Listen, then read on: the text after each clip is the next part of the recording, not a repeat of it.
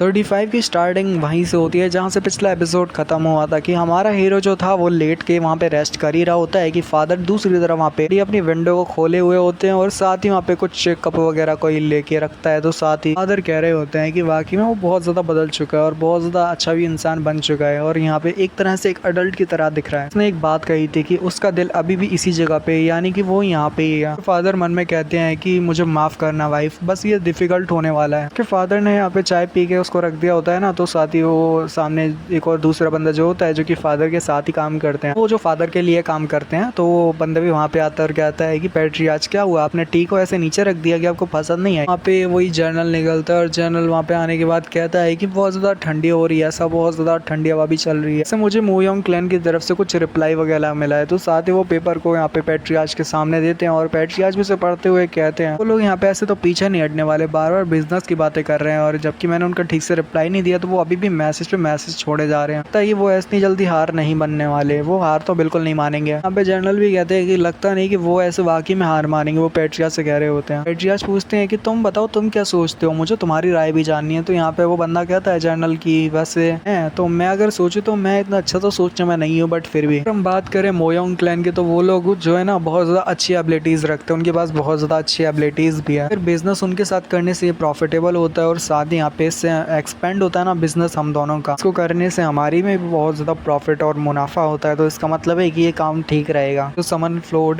Flooding से भी बहुत ज्यादा जूझ रहे हैं और जिनके ऊपर जिस समर फ्लोडिंग का जो भी नुकसान हो रहा है वो उस पैसे के साथ ठीक किया जा सकता है, यानी कि जो भी प्रॉफिट से हमें पैसा मिलेगा उसके साथ हम बाकी सारे लोगों की जान भी बचा सकते हैं। यहाँ पे उसके फादर के यानी पैट्रियाज कहते हैं कि तो अच्छी बात है कि हम यहाँ पे लोगों की जान बचा सके। तो यहाँ पे जनरल भी कहते हैं कि हाँ जैसे कि आपने सुना बिल्कुल ठीक सुना, यानी कि ऐसा हमारा काम भी काफ़ी ज़्यादा आसान हो जाएगा, हमारे पास पैसे भी आ जाएंगे, लोगों की जान बचाने के लिए काफ़ी होंगे। तो उसके फादर कहते हैं पैट्रियाज कहते हैं वैसे बात तो बिल्कुल ठीक है बट फिर भी अगर, तो साथ ही यहाँ पे जनरल कहते हैं कि हाँ ऐसा हो सकता है कि कभी कोई ऐसा चांस बन जाए, यानी कि यहाँ पे जब मोयोंग क्लैन है कुछ ना कुछ पॉसिबिलिटी हो सकती है कि मोयोंग क्लैन कुछ डिफरेंट प्लान्स होंगे उनके। मोयोंग क्लैन वाले ऐसे तो शांत नहीं बैठेंगे और कुछ गड़बड़ ज़रूर करेंगे। तो इस वजह से हम ऐसा कर सकते हैं कि जो डॉटर है ना मोयोंग क्लैन की, उसकी शादी हम यहाँ पे फर्स्ट यंग मास्टर के साथ करा सकते हैं, एक तरह से शादी प्रस्ताव। तो साथ ही यहाँ पे उसके फादर हैरान हो जाते हैं और कहते हैं क्या तुमने अभी मैरिज कहा, मोयोंग क्लैन की लड़की और कोई नहीं बल्कि योनवा होती है, यानी योनवा की शादी हमारे हीरो से यानी फर्स्ट यंग मास्टर हो जियोंग से। उसके बाद जो सीन जो बहुत ज्यादा ही डार्क का होता है, यानी कि बहुत ज्यादा रात होती है और उसके फादर अभी भी कह रहे होते हैं क्या वाकई में तुम श्योर हो कि हो जियोंग की शादी यहाँ पे मोयोंग क्लैन के डॉटर योनवा से। यहाँ पे जनरल कह रहे होते हैं यस यहाँ पे पैट्रियाज ये बहुत ज्यादा अच्छी बात है। वैसे भी मोयोंग क्लैन की जो योनवा है वो बहुत ज्यादा इंटेलिजेंट है, बहुत ज्यादा लवली पर्सनैलिटी रखती है, वो दिखने में भी काफी ज्यादा सुंदर है। तो यहाँ पे हो जियोंग यानी फर्स्ट यंग मास्टर के लिए वो काफी ज्यादा सही रहेगी, वो इतनी वर्ती है कि यहाँ पे फर्स्ट यंग मास्टर के साथ उसकी शादी हो। मुझे भी यकीन है कि फर्स्ट यंग मास्टर जो है ना आगे चल के जो क्लैन के पैट्रियाज बन जाएंगे, तो इस वजह से पैट्रियाज के लिए बेहतर रहेगा। ऊपर से अच्छा नहीं रहेगा कि यहाँ पे कोई ना कोई हो जो कि उनके साथ देने वाला हो, यानी कि किसी को तो यहाँ पे साथ रह के उनकी हर एक जो भी वैसे मतलब जरूरत है। पैट्रियाज आप क्या सोचते हो, क्या ये ठीक नहीं होगा कि यंग मास्टर के लिए यहाँ पे मैरिज का रखना, यहाँ पे मैरिज की बात करना सही है? फादर कहते हैं हाँ तुम्हारी बात में दम तो है। तो साथ ही यहाँ पे जो फादर होते हैं वो टी को उठा लेते हैं और दोबारा पीना शुरू कर देते हैं। ये बात सोच रहे होते हैं कि पैट्रियाज और मैरिज की। तो साथ ही यहाँ पे जो सीन होता है वो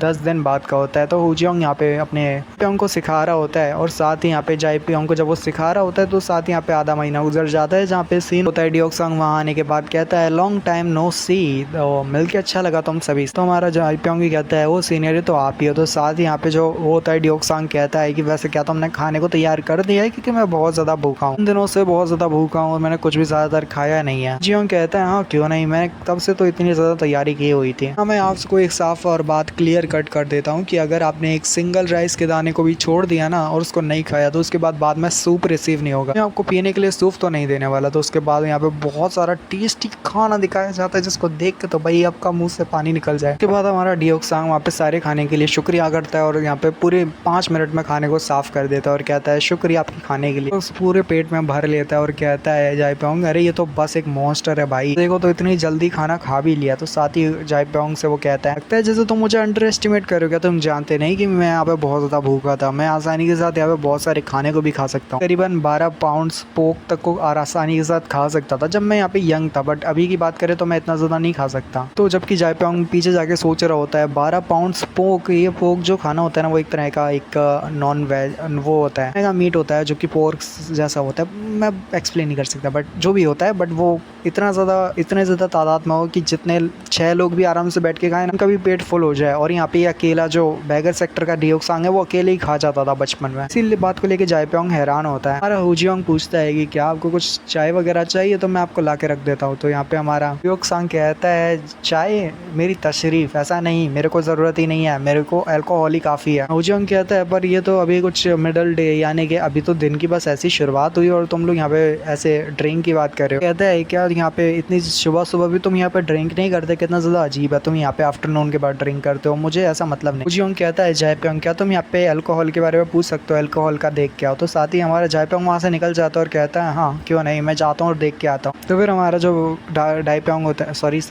सांग होता है, वो कहता है कि चलो अब क्योंकि खाना पेट भर चुका है तो इस वजह से बिजनेस की बात भी कर लेते हैं। तो कहता है वो हमारी फर्स्ट रिक्वेस्ट ये थी, मोरियम वर्ल्ड में आकर चल कर रहा है और मोरियम वर्ल्ड का क्या हालात है। यहाँ पे ऐसे तो नहीं कि कुछ ज्यादा यहाँ पे कोई दिक्कत या कोई भी बड़ी बात हो, बट यहाँ पे फ्रॉड मॉन्क हैं जो कि यहाँ पे मॉन्क बनने का नाटक कर रहे हैं, बट बल्कि वो फ्रॉड है। वो लोग स्मॉल थंडर क्लैप टेम्पल से आए हैं जो कि यहाँ पे बाहर की तरफ निकल रहे हैं। कहता है क्या बस इतना ही है और कुछ नहीं। तो यहाँ पे हमारा बंदा कहता है कि नहीं, हुजियोंग कह रहा होता है कि यहाँ पे कोई ऐसे कल्ट नहीं जो कि यहाँ पे दूसरों की जानों को यहाँ पे बहुत ज्यादा कमा कर हो या फिर उन्हें मार रहे हो, सब देखते उन्हें मार रहे हो। ऐसे कल्ट जिनके बारे में तुमने पता किया हो यहाँ पे बाहर जाने के बाद कि वो कल्ट जो है बहुत बड़ा खतरा बन सकते हैं। बैगर सेक्टर का लीडर कहता है सक्सेसर की क्या वाकई में ऐसा है क्या, डीमन कल्ट की तुम बात करो जैसे डीमन कल्ट वाले, तुम उसके बारे में चिंता मत करो, वो तो बिल्कुल ऐसे शांत है जैसे एक आपस में कोई वैसे नहीं होता पड़ोसी का घर, बिल्कुल शांति से भरा हुआ है, जो पड़ोसी की तरह है बट ज्यादा कोई हरकत नहीं की हो, ऐसे लोग हैं। डीमन कल्ट का वैसे कोई दिक्कत नहीं है, वो कुछ नहीं कर रहे गड़बड़ वगैरह। जो हमारा हुजियोंग होता है वो कह रहा होता है लगता नहीं कि जो तीनों कल्ट हैं वो अभी कोई मूव चलने वाले हैं, इतनी जल्दी तो नहीं चलेंगे। तो साथ ही हमारा जो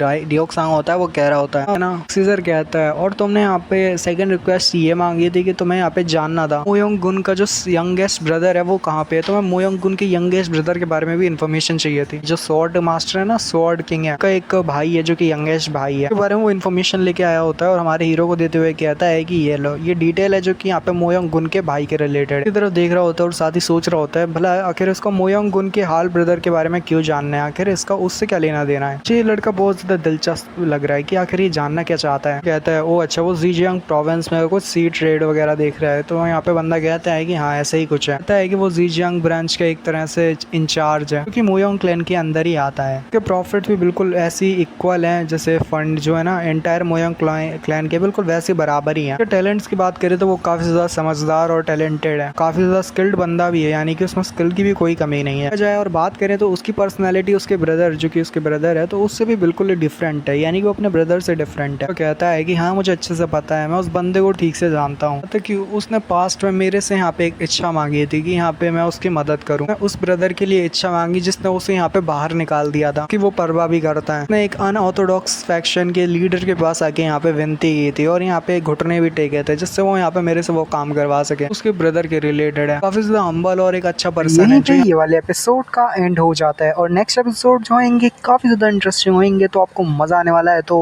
इस सीरीज को मिस मत करना। तो मिलते हैं अगली वीडियो में, तब तक के लिए सायनरा, peace out, good bye, bye bye bye.